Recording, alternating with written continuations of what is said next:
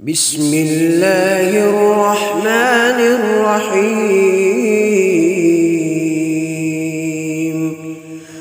ألف لام را، تلك آيات الكتاب الحكيم. أكان للناس عجبا أن أوحينا إلى رجل منهم أن أنذر الناس وبشر الذين آمنوا أن لهم قدم صدق عند ربهم.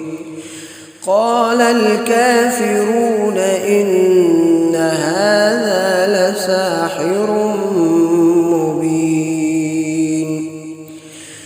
إن ربكم الله الذي خلق السماوات والأرض في 6 أيام ثم استوى على العرش يدبر الأمر، ما من شفيع إلا من بعد إذنه. ذلكم الله ربكم فاعبدوه، أفلا تذكرون. إليه مرجعكم جميعا، وعد الله حقا، إنه يبدأ الخلق ثم يعيده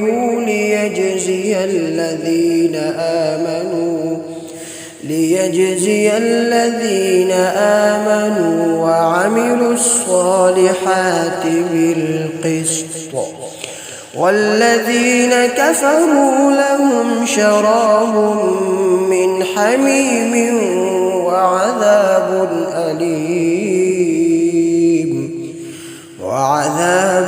أليم بما كانوا يكفرون.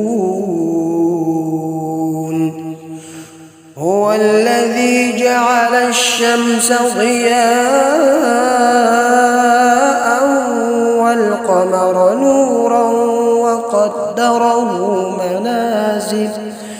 وقدره منازل لتعلموا عدد السنين والحساب. ما خلق الله ذلك إلا بالحق، يفصل الآيات لقوم يعلمون.